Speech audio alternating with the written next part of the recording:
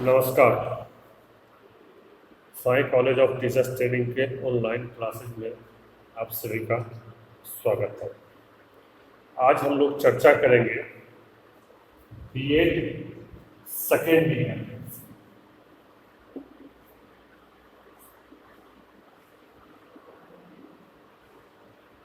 BEd second year का paper code C8 जिसका की नाम है नॉलेज एंड करिकुलम।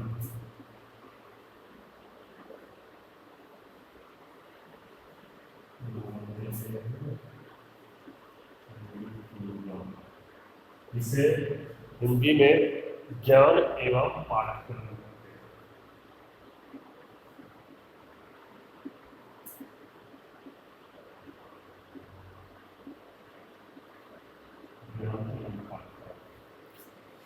सर्वप्रथम हम इस विषय के बारे में थोड़ी सी जानकारी प्राप्त कर लेते हैं। यह विषय कुल 100 अंकों का है, मतलब इसमें आपको टोटल 100 अंक है और 100 अंक में आपको 80 अंक यूनिवर्सिटी के द्वारा परीक्षा लिया जाएगा। 80 अंकों का यूनिवर्सिटी परीक्षा लेगी और 20 अंकों का आंतरिक मूल्यांकन जो कि आपको महाविद्यालय के द्वारा प्रदान किया जाएगा, जिसके अंतर्गत आपके असाइनमेंट, आपकी उपस्थिति, आपकी क्लास में या कॉलेज में व्यवहार, ये सब चीज़ों को देख करके वो 20 नंबर आपको कॉलेज से प्रदान किया जाएगा। अब हम इसमें यूनिवर्सिटी में कैसे प्रश्न पूछे जाएंगे, कैसे आपको उत्तर देना है, इसके बारे में हम बताते हैं। इस विषय में कुल 5 यूनिट्स हैं। इस विषय में कुल 5 यूनिट्स हैं। सामान्यतः प्रत्येक यूनिट से 2-2 प्रश्न पूछे जाने की संभावना रहती है, लेकिन आपको 5 प्रश्नों का ही उत्तर देना है। तो आज हम सब पहले शुरू करेंगे इसका unit first, knowledge and education, ज्ञान और शिक्षा। यूनिट फर्स्ट है इसका ज्ञान और शिक्षा। ये आपका नॉलेज एंड करिकुलम की फर्स्ट यूनिट का फर्स्ट टॉपिक है ज्ञान और शिक्षा। इसके अंतर्गत ज्ञान और शिक्षा के अंतर्गत जो आपको सबसे पहले पढ़ना है वह है शिक्षा, ज्ञान और दर्शन के बीच अंतर समझ। शिक्षा, ज्ञान एवं दर्शन के बीच अंतर समझ। तो हम आज सबसे पहले ये टॉपिक पढ़ेंगे, शिक्षा, ज्ञान एवं दर्शन के बीच अंतर समझ। तो इसमें आपको पढ़ना क्या है? इसमें हमें शिक्षा, ज्ञान और दर्शन तीनों के अर्थ जानने हैं, मतलब शिक्षा की भी अर्थ जानना है, ज्ञान का भी अर्थ जानना है और दर्शन के भी अर्थ जानना है। इसके परिभाषा जानने हैं, मतलब तीनों के हम अलग अलग परिभाषा जानेंगे। फिर इसके बहुत सारे अर्थ होते हैं, जैसे एक अर्थ जो ऊपर बताए वो फॉर्मली अर्थ है, मतलब जो हम यहाँ जानेंगे कि उसको कहते क्या है, लेकिन एक बहुत विस्तृत रूप में अर्थ जानेंगे जिसके अंतर्गत वैयक्तिक, व्यापक, सामाजिक अर्थ, आर्थिक अर्थ, वो सारे पक्ष इसके अंतर्गत आएंगे। तो वो सब जानते हैं, तीनों के अलग अलग जानेंगे, उसकी उपयोगिता जानेंगे और ये सब जानने के बाद तीनों के बीच में क्या संबंध है यह अपने आप आपके पास आ जाएगा इसका जवाब। तो सबसे पहले हम शुरुआत करते हैं शिक्षा के बारे में। तो शुरू करते हैं शिक्षा का अर्थ से। शिक्षा है क्या और इसकी उत्पत्ति कैसे हुई है, तो हम इसके बारे में सर्वप्रथम जानेंगे।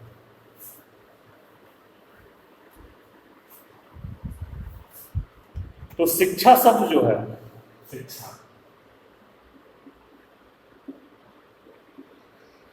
इस शब्द के बारे में कहा जाता है भारतीय परंपरा के अनुसार कि इस शब्द की उत्पत्ति, मतलब शिक्षा शब्द की उत्पत्ति संस्कृत भाषा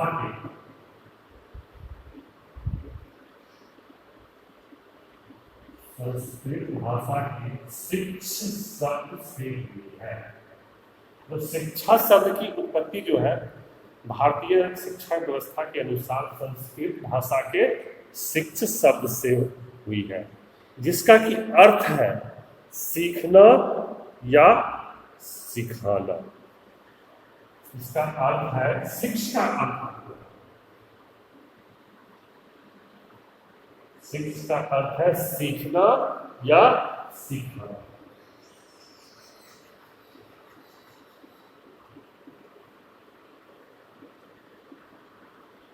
जब शिक्ष का अर्थ सीखना और सिखाना है तो फिर शिक्षा का अर्थ हो जाएगा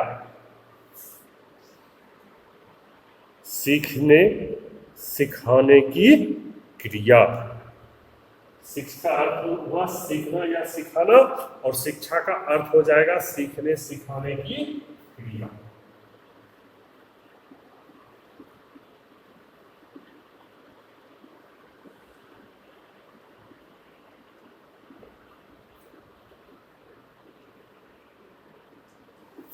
ये तो हुआ हमारे भारतीय शिक्षा के अनुसार शिक्षा का अर्थ। कि आप एक बार फिर से समझ लेते हैं कि शिक्षा शब्द की उत्पत्ति संस्कृत भाषा के शिक्ष धातु से हुई है। शिक्ष का अर्थ है सीखना या सिखाना, इस अनुसार शिक्षा का अर्थ हुआ सीखने या सिखाने की क्रिया। अब आते हैं हम इसके अंग्रेजी रूपांतरण पर। जैसा कि आप सभी लोग जानते ही होंगे कि शिक्षा को अंग्रेजी में एजुकेशन कहा जाता है। शिक्षा को अंग्रेजी में कहा जाता है एजुकेशन। और इस शब्द की उत्पत्ति कहां से हुई है? इस शब्द की उत्पत्ति अंग्रेजी भाषा के एजुकेटम शब्द से हुई है।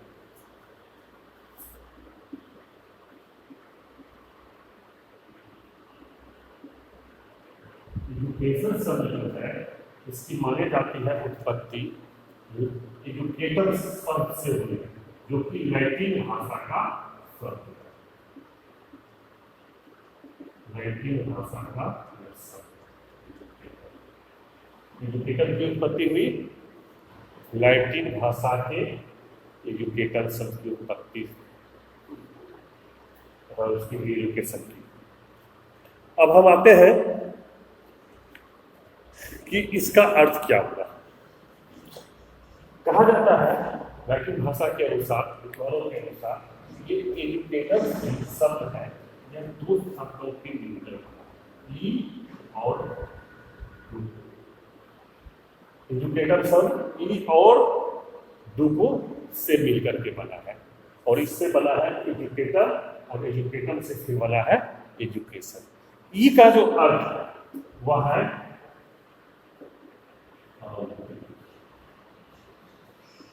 और डुको का अर्थ है आगे बढ़ना।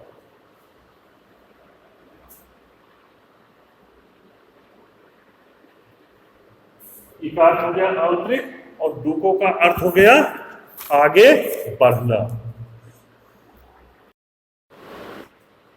इस प्रकार एजुकेशन शब्द का अर्थ आधुनिक धारणा के अनुसार हो जाएगा।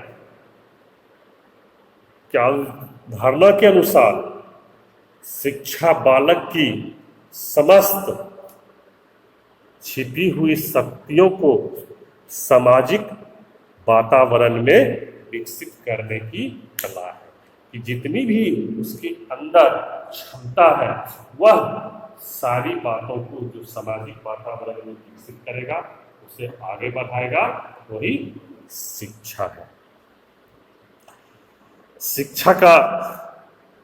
शिक्षा पर जो है प्राचीन काल में निर्देशन पे बल दिया जाता था। आप लोग जानते ही होंगे कि निर्देशन पर बल इसलिए दिया जाता है कि आप वहां रटाया जाता था कंठस्थ याद करवाया जाता था। लेकिन आधुनिक शिक्षा क्या कहती है? रटंत प्रवृत्ति को हटाना है। जो कुछ भी है बालक को हमें समझा करके उसके दिमाग में डालनी है, तो उसी को शिक्षा कहा गया है।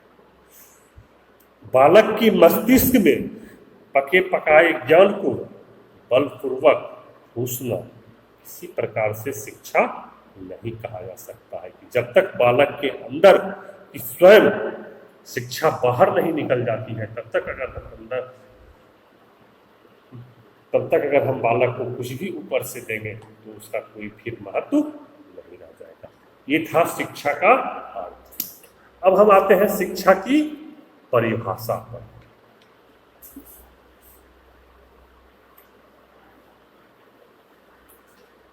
शिक्षा की परिभाषा।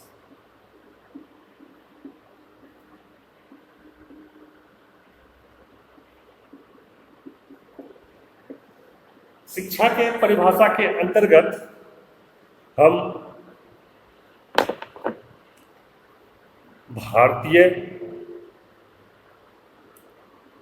दर्शन के अनुसार भी शिक्षा की परिभाषा को जानेंगे और पाश्चात्य के अनुसार मतलब पश्चिमी सभ्यता के अनुसार भी शिक्षा के दर्शन पर शिक्षा के परिभाषा को जानेंगे कि इस भारतीय ने शिक्षा के परिभाषा कैसे दिया है और पश्चात्य के जो शिक्षाविद है उन्होंने शिक्षा की परिभाषा कैसे दी।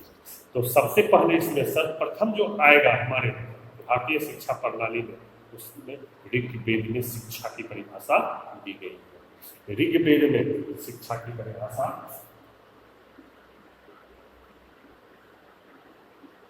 बहुत ही आसान परिभाषा ऋग्वेद में कहा गया है कि शिक्षा वह है जो मनुष्य को आत्मनिर्भर तथा स्वार्थ रहित बनाए। शिक्षा वह है जो मनुष्य को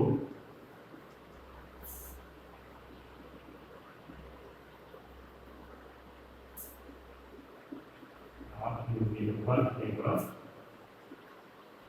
स्वार्थ रहित।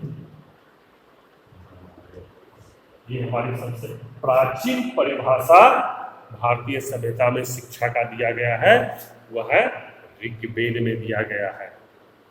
शिक्षा की परिभाषा मतलब कि आदमी ऐसा बन जाए जो कि वह उस व्यक्ति में किसी भी प्रकार का कोई स्वार्थ नहीं हो, वह आत्मनिर्भर भी बने, वैसी व्यवस्था को ही उसे ही बनाने की प्रक्रिया को उन्होंने ऋग्वेद के अनुसार शिक्षा कहा है। मनुष्य आत्मनिर्भर एवं स्वार्थ रहित बने, सबका कल्याण के बारे में सोचे, सबकी भलाई के बारे में सोचे। दूसरा परिभाषा जो हमारे ही प्राचीन ग्रंथ में दिया गया वह है उपनिषद। उपनिषद में भी शिक्षा का परिभाषा दिया गया है और ये बहुत ही आसान परिभाषा है। ये परिभाषा है शिक्षा का अंतिम उद्देश्य मोक्ष है।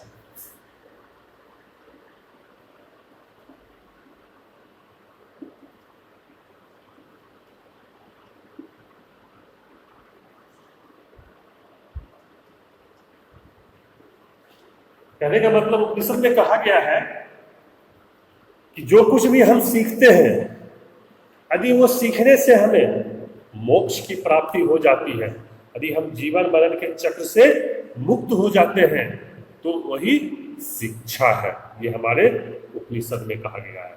और इसके बाद हमारे शंकराचार्य ने शिक्षा की परिभाषा दी है। ये भी बहुत ही बड़े शिक्षाविद भी थे और इन्होंने वेदांत दर्शन की रचना भी की थी।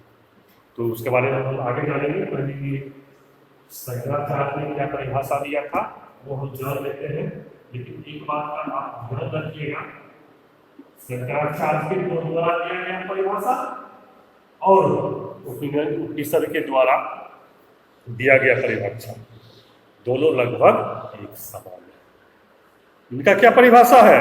शिक्षा वह है जो हमें मोक्ष दिलाए।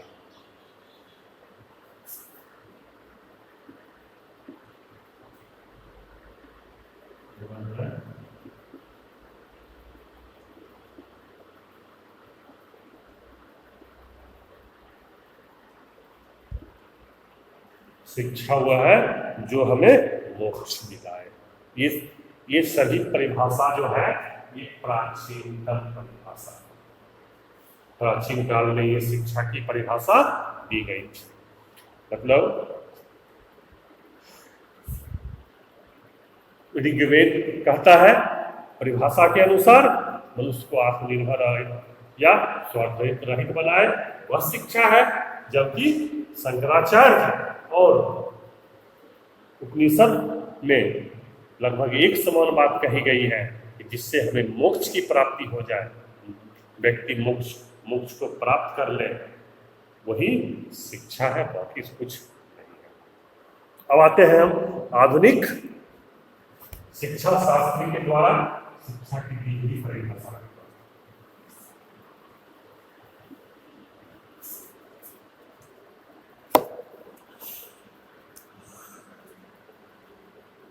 आधुनिक शिक्षा शास्त्री के अनुसार सबसे पहले हम जानेंगे स्वामी विवेकानंद।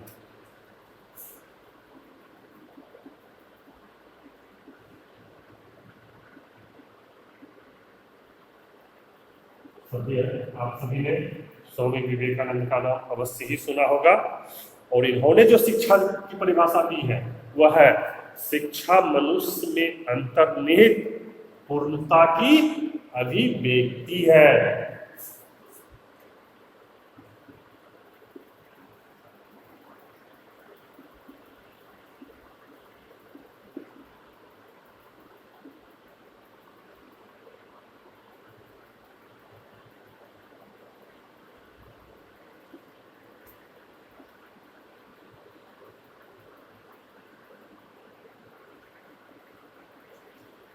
स्वामी विवेकानंद ने परिभाषा दिया है शिक्षा मनुष्य में अंतर्निहित पूर्णता की अभिव्यक्ति है।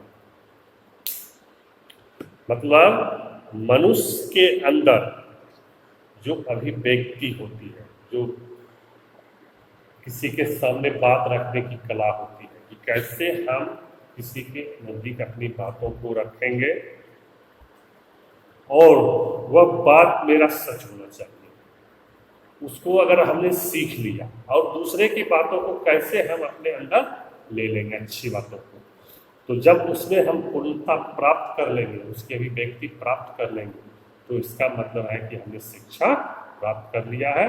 इसलिए उन्होंने कहा शिक्षा मनुष्य में अंतर्निहित पूर्णता की अभिव्यक्ति है। अब हम और कुछ परिभाषा इसके अगले वीडियो में बताएंगे।